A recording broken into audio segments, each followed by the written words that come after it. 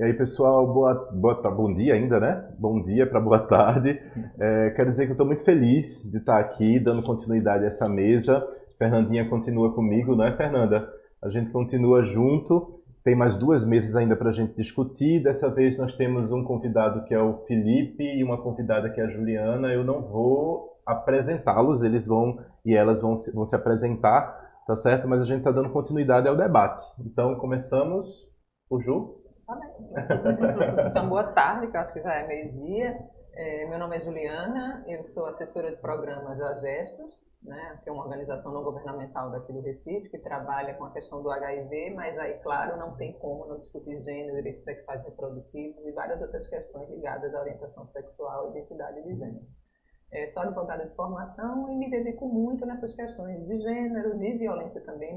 Trabalhei muito tempo com violência contra as mulheres e questões internacionais que a gente acompanha pela Gestos, várias agendas da ONU. Joia.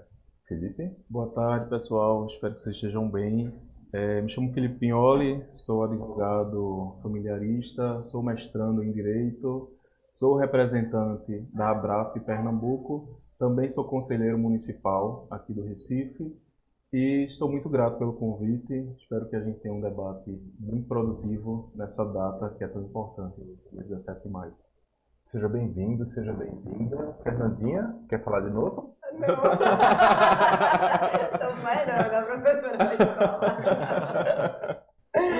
Gente, o nosso tema é família e direito civil. E família, nesses últimos anos, foi um tema aí que gerou uma série de conflitos no que diz respeito ao que é família, o que nós pensamos sobre família.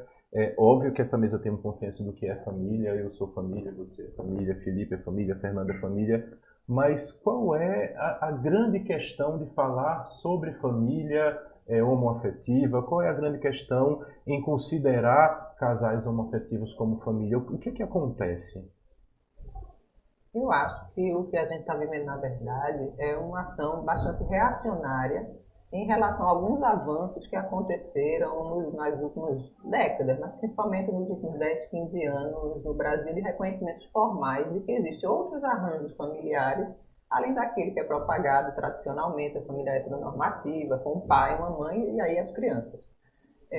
A gente teve reconhecimentos a partir do STF, no Supremo Tribunal Federal, então foi a partir do Judiciário e não do Legislativo que a gente teve isso, de reconhecimento digamos, da união civil, do casamento igualitário, do direito à adoção, da criminalização de homofobia, transfobia, né, que foi a equiparação ao crime de racismo. E o que a gente tem, paralelamente a isso, a esse avanço, é a reação, por isso que eu digo que é reacionário, então, de pessoas que querem questionar uma ampliação do direito de família. Né? O que é família? Na verdade, a gente trata como famílias. Existem diversos tipos de arranjo. Né? Então, esse de pai, mãe e filhos, e aí fala sempre filhos, ele ele não reflete a realidade e ele é tão descolado da realidade que ele ignora, por exemplo, a quantidade de famílias que se constitui apenas de uma mãe com sua prole, ou então de arranjo em que são os avós que estão com netos e netas, ou de mãe com um avô. Então, existem diversas configurações de família. E apenas a gente tem mais uma, que é quando são 2 homens ou 2 mulheres, ou um outro tipo ainda qualquer de arranjo, em que essas pessoas se juntam e formam, então, sua família com filhos e filhas que podem vir ser gerados por seus próprios corpos, ou podem ser adotados, ou outros arranjos, e da relação afetiva, né, que se estabelece. Porque eu acho que o princípio basilar de uma família são pessoas que convivem porque se sentem irmanadas, digamos, se sentem conjugadas a partir de sentimentos afetivos que podem ser ou não. A gente tem na nossa história do direito brasileiro, a gente tem na história da vivência brasileira, assim como em qualquer parte do mundo, as pessoas que se irmanam, as pessoas que vivem como família, independente de ter relação sanguínea. É o que menos interessa nesse caso. Então, a gente tem essa discussão das famílias que querem restringir esse conceito, que eu digo, a sociedade brasileira nunca viveu dessa maneira. Né? A gente sempre teve uma diversidade de arranjos familiares, até porque a gente tem uma deserção das famílias por parte dos homens muito frequente. Quantidade de homens que largam suas famílias porque não é mais conveniente, ou porque querem outras mulheres ou outros arranjos e vão viver suas vidas, independente da consequência para a família disso. Mas existe uma reação conservadora disso que tenta limitar e tenta desviar o assunto do reconhecimento desses diversos arranjos.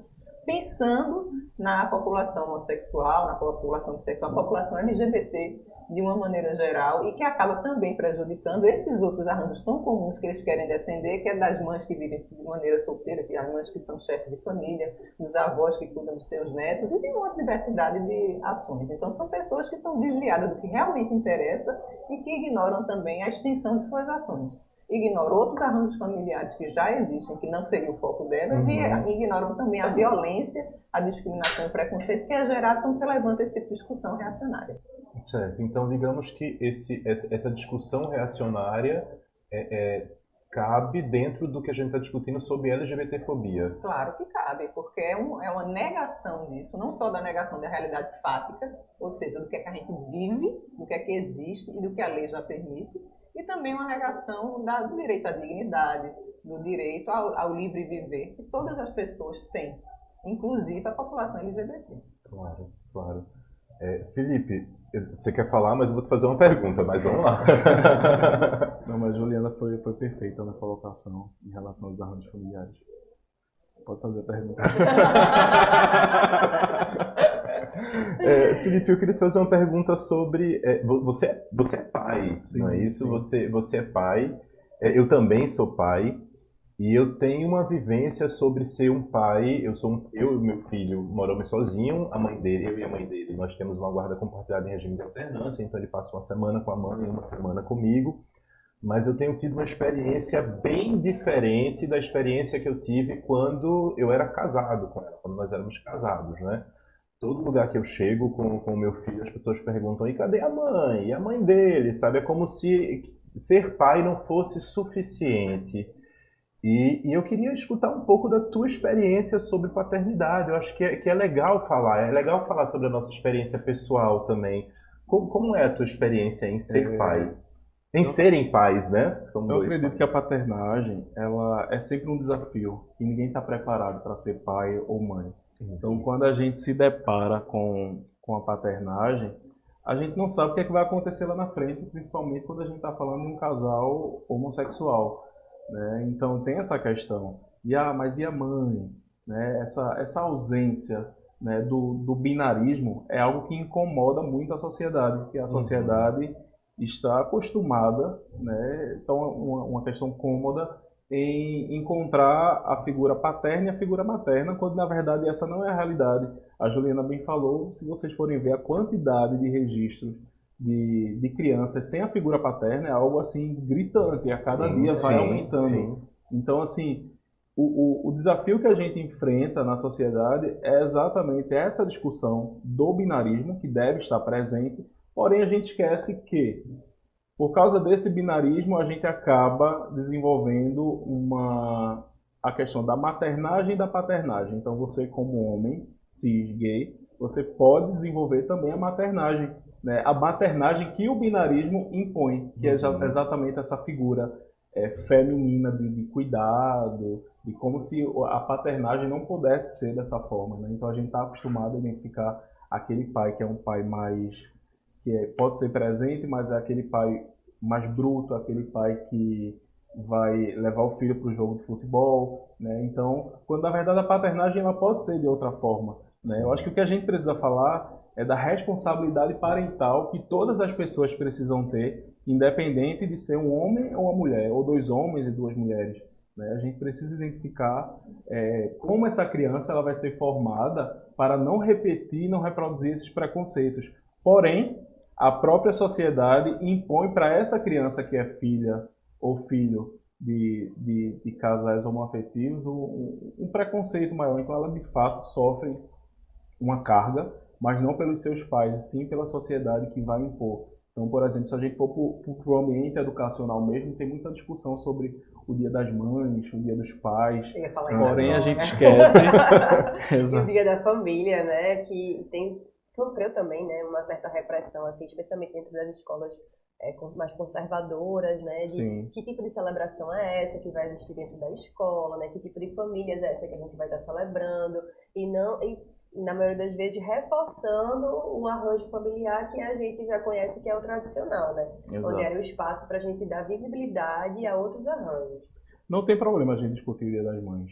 que a gente tem que discutir, na verdade, é que existem filhos que não têm mães, são criados por avós, são criados só por pais, né? E aí, de fato, eles terminam sofrendo um pouco nessas datas comemorativas e as escolas terminam não fazendo nenhuma reflexão em relação a essa temática. Então, eu acho que o ponto preocupante esse é um grande desafio, na verdade, para nós, pais LGBTs.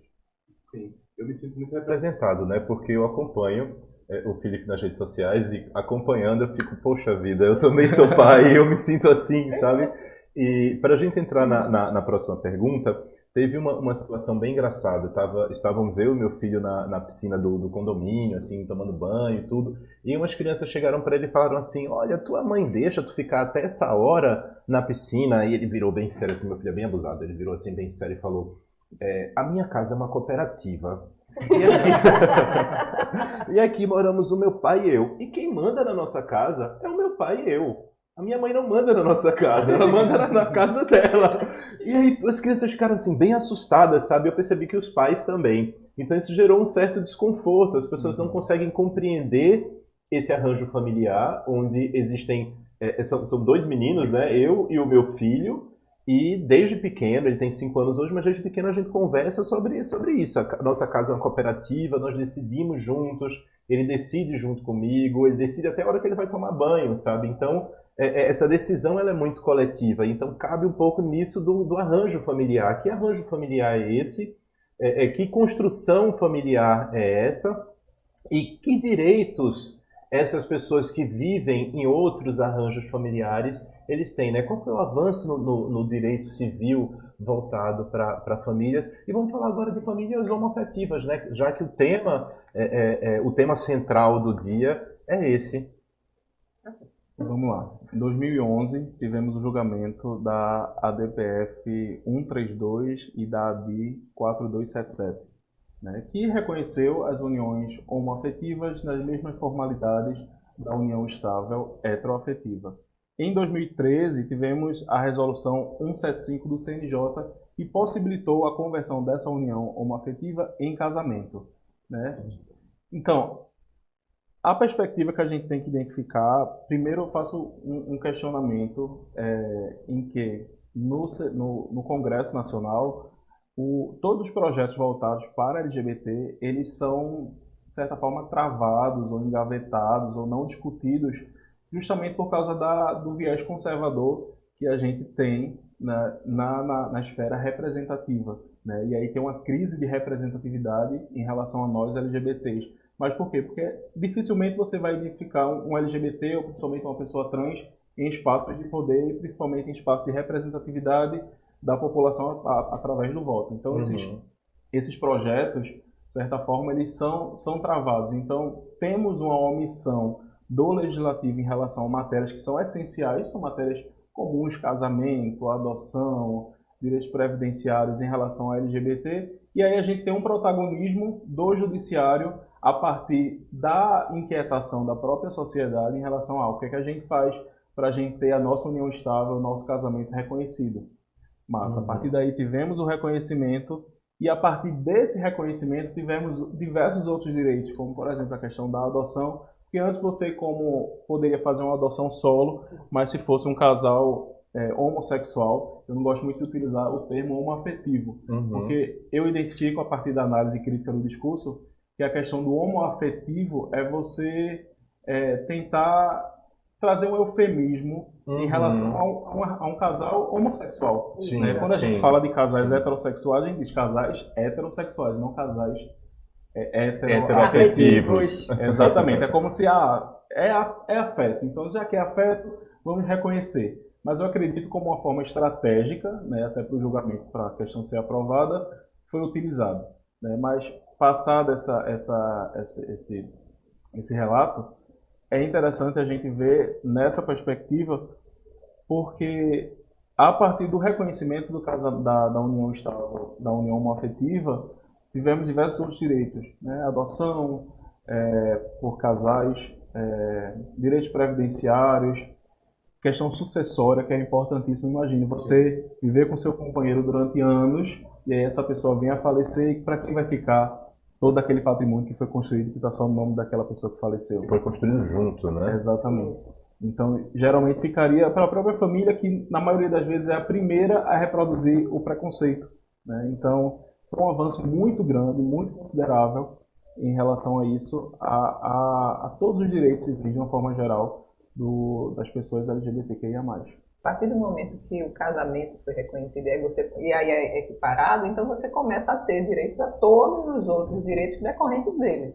Então, por isso que foi fundamental. Básico, né? Que não é nada demais. A única demanda do movimento LGBTQIA+, de uma maneira geral, é a igualdade de direitos. Uhum. Né? E lembrando também que a gente sempre tem uma piadinha, que é quando um grupo que é negado um direito ganha acesso àquele direito que todo o resto da população tem, não significa que você perdeu algum direito se você está nesse outro lado da população. Então, assim, quando a população LGBT ganhou o direito ao casamento formal, porque antes tinha o casamento informal, as uniões informais, não significa, o resto da população heterossexual não perdeu direito a nada.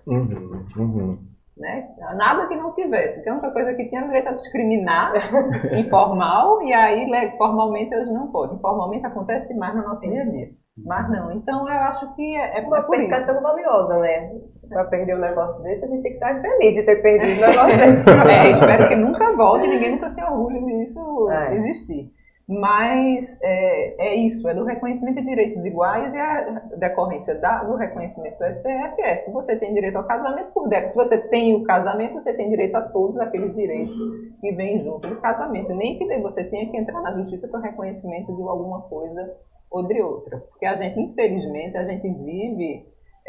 digamos, existe o racismo institucional, existe também a LGBTfobia institucional, né? Não é algo que exista um regulamento que vede acesso a alguns direitos, mas existem entraves burocráticos que não foram removidos, que deveriam ter sido revistos com essas decisões judiciais. Vamos rever todo o processo de atuação. Tem algum obstáculo aqui à população LGBT, nem que seja em formulário, ao registro de nascimento existe, né? Depois eu quero compartilhar uma história em relação a essa questão da LGBTfobia institucionalizada. Né? Porque, digamos, existe até hoje dificuldades para a questão de registro do CPF, por exemplo. A gente teve alguns retrocessos, a gente teve algum momento que avançou e tivemos retrocesso, e do próprio registro de nascimento. Houve momentos em que não era mais pai e mãe, era filiação e havia dois campos. E aí você preenchia na ordem, inclusive, que quisesse. Podia ser 2 homens, 2 mulheres, porque era filiação. E aí a gente agora, nesse último governo, a gente teve retrocesso de voltar a ter pai e mãe no registro. A mesma coisa, salvo engano, para o CPF, que também voltamos a ter essa dificuldade, e aí casais de 2 homens e 2 mulheres tinham dificuldade de fazer registro, porque não havia campo de mãe, 2 mães, era mãe ou pai. Tivemos recentemente dificuldade, até hoje existe, do reconhecimento da licença. A licença maternidade, a licença paternidade. Teve um caso que foi um dos primeiros agora, de 2 mães, né? Houve o nascimento, um casal de mulheres que teve filha, uma gerou, essa teve direito à licença maternidade, e aí o vínculo da outra queria dar a licença paternidade, que só existem 2, maternidade e paternidade. Uma já ganhou maternidade, então vai ficar paternidade.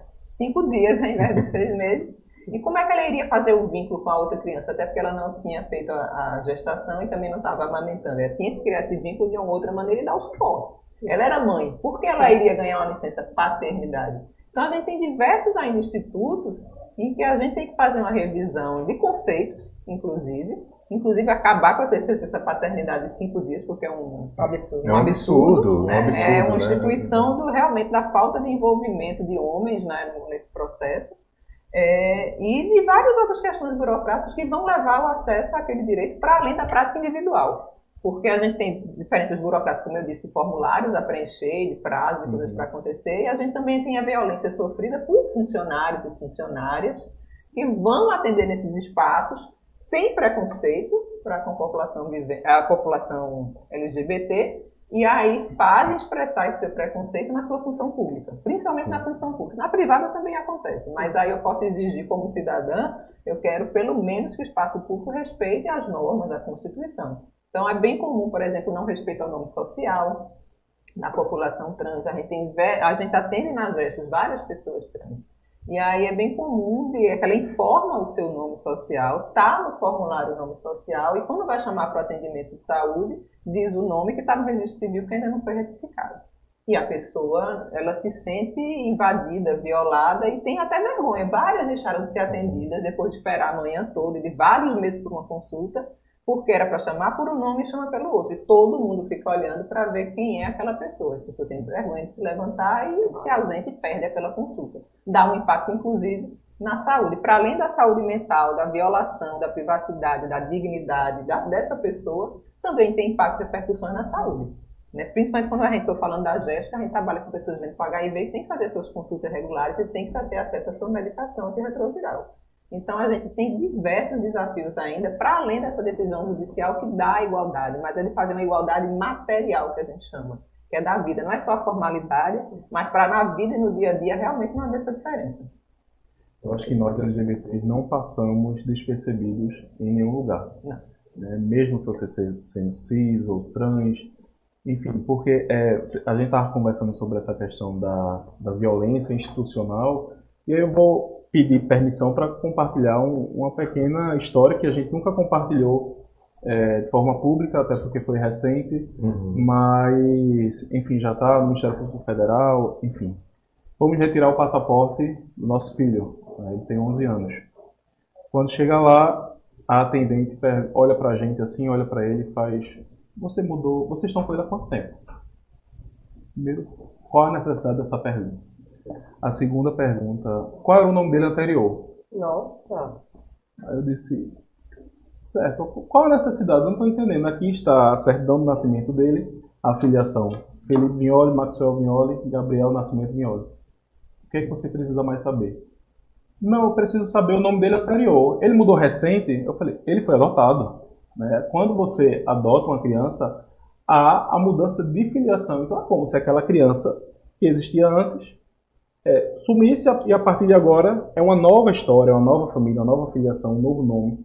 Então não tem por que a gente estar expressando, falando sobre todo esse processo, que inclusive é um processo sigiloso, aqui com vocês para apenas emitir um passaporte. Não, mas a gente precisa saber o nome dele anterior. Não, vocês não precisam saber o nome dele anterior.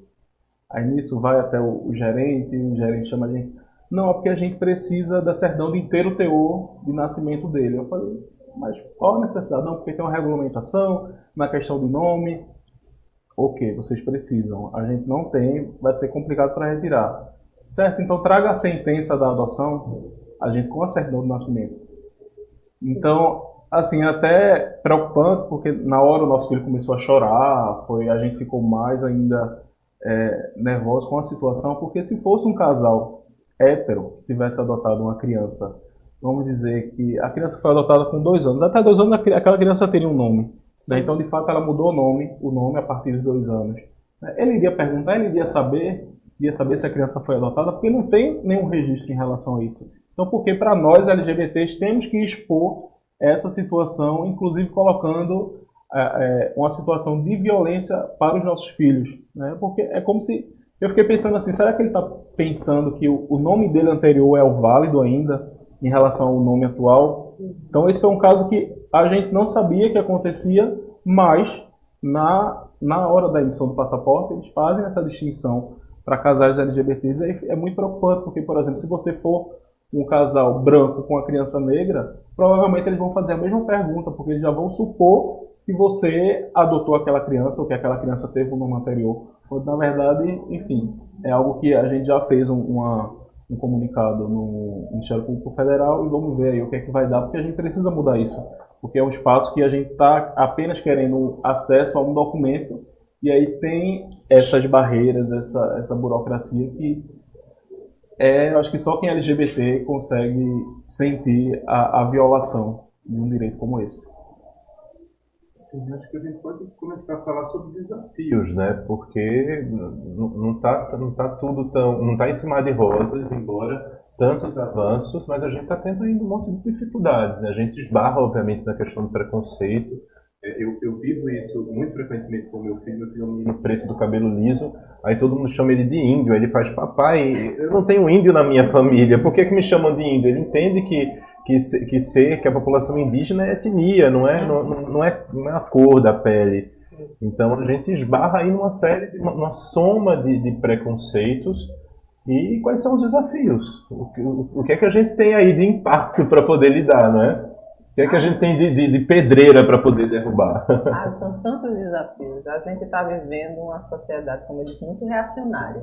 Né? A gente tem, eu não estou gostando da palavra polarização, porque eu acho que ela até mascara algumas coisas, colocando como se fossem polos equivalentes, quando na verdade eu não vejo dessa maneira, eu não acho que seja verdadeiramente. Né? Mas a gente vive um crescente do conservadorismo, cada vez mais puxado para o que a gente chama da direita, né? Da extrema-direita. Cada vez mais o conservadorismo saudoso de tempos que não existem mais, e que não eram tempos velhos. Era quando as mulheres não tinham direito, quando a violência de gênero era completamente aceitada e normalizada socialmente, de discriminação, de escravização de pessoas. Então não é esse o caminho que eu acho. Esse passado, primeiro que ele não existe, esse passado dourado ele nunca existiu, e a gente tem muito ainda a avançar. O Brasil ainda tem muito a avançar. Então a gente tem que fazer frente a esse espaço conservador e que tem um discurso muito fácil, porque tem soluções fáceis. A gente vive uma sociedade bastante desigual no Brasil. A gente vive uma sociedade que tem bastante preconceito, bastante discriminação, é uma sociedade violenta.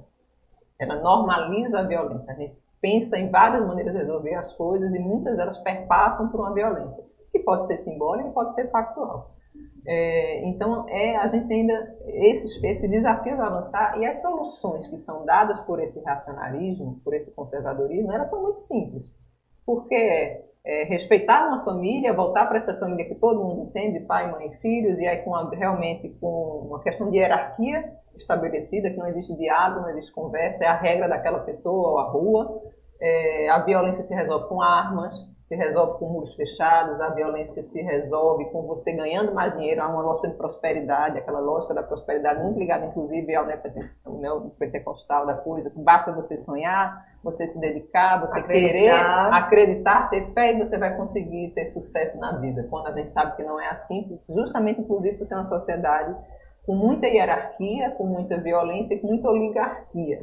Né? A gente tem famílias que têm o poder, que determinam como as coisas acontecem, ou que conseguem fugir da burocracia, das amarras, do preconceito, das dificuldades em geral, pela influência, pelo nome, pelo dinheiro, pelo poder. Mas tem uma grande concentração de renda, e isso faz com que os direitos também acabem concentrados. Na província de Pernambuco. Na província, na capitania que deu mais. Né? Eu sempre digo que aqui ainda está na fase da capitania, a gente tem muito a avançar ainda. Então a gente tem, primeiramente, essa dificuldade, né? Porque são problemas complexos e que, a despeito do que é dito por esse lado reacionário, demandam soluções também complexas. As soluções não são simples, elas não são fáceis. Não existe apenas uma solução para cada problema. A gente está num caleidoscópio de coisas com diversas situações e que muitas vezes as soluções vão ter que ser pensadas para cada situação verdadeira que acontece. E essa discussão ela é muito mais longa, então. Olha como eu já falei só para dizer isso.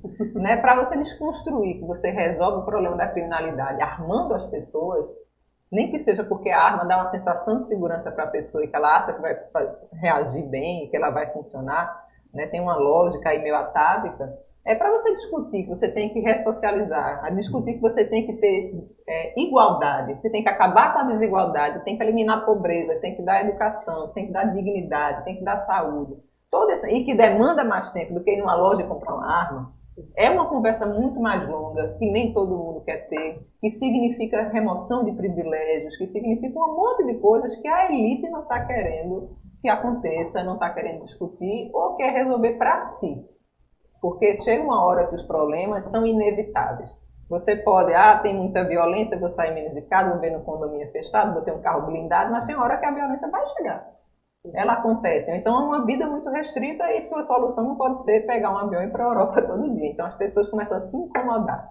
E é muito lamentável quando a gente vê que avanços acontecem porque a elite o problema chegou à elite e a elite tenta fazer uma solução que abarque. E se por acaso essa solução contemplar toda a sociedade, tudo bem, mas não é o objetivo dela. Então a gente tem um desafio de mobilizar a sociedade, da gente reabrir as pessoas ao diálogo, reabrir as pessoas a uma conversa um pouco mais complicada e da gente ver que a gente tem dificuldades, a gente tem desafios muito complexas e que vão demandar uma revisão de como é a estrutura da nossa sociedade e que mundo a gente quer. Aí eu volto para a Agenda 2030, que é aquela coisa que a gente trabalha para a GEST, né? A gente tem uma agenda que, para a gente solucionar, ela está toda interligada. Você não tem como resolver a questão da educação sem garantir a alimentação desde o nascimento, que a pessoa vai bem. Aí tem que reduzir pobreza. A gente tem que garantir saúde, tem que garantir educação. Cidades que sejam sustentáveis demandam uma série de outros recursos. Porque o que a gente tem é a sociedade cada vez mais empobrecida com a concentração de renda, tendo acesso a alimentos ultraprocessados, que acabam sendo mais baratos, e aí são calóricos que têm uma série de outras consequências para a saúde, e cada mais vez removidas dos centros urbanos ou de onde elas trabalham para uma jornada de trabalho que você trabalha 8 horas, mas gasta 4 horas para ir, 4 horas para voltar. Onde está a dignidade? Onde é que a gente vai ter uma construção social? Como as pessoas vão ter direito ao lazer, vão ter direito à cultura, à convivência entre si? Porque é na convivência das pessoas que têm realidades diferentes que a gente consegue superar preconceitos que existem sobre essas diferenças e a gente consegue se integrar como sociedade. Então, os desafios são super complexos, sim. Eu acho que são possíveis porque a gente também vê que as experiências, quando a gente consegue promover esse diálogo, ao menos o interesse, principalmente no espaço educativo, no espaço da educação, desde o início, antes desse preconceito estar tão arraigado e a gente conseguir quebrar, como são possíveis, como dão certo, como elas se multiplicam e como vai. A gente vê todos os exemplos. A gente liga o noticiário dizendo assim, a gente tem que educar as crianças, porque você educa as crianças sobre a reciclagem do lixo, elas ensinam suas famílias. Você ensina sobre preconceito, elas quebram o preconceito dentro de casa. Você ensina as crianças. Então, eu acho que esse espaço aqui, ele é extremamente frutuoso por causa disso, ao menos de levantar o debate. A gente, nas nossas organizações sociais, a gente existe para isso também, podem demandar a gente sempre, porque ao menos no espaço escolar a gente conseguir ter a apresentação da diversidade, não falo só em relação ao LGBT, mas de toda a sociedade, a gente conseguir discutir isso, discutir de onde vem o preconceito dessas ideias mais conservadoras e a gente tentar quebrar isso, nem que seja para a pessoa refletir, né, e aí tirar suas próprias conclusões, eu acho que é o caminho.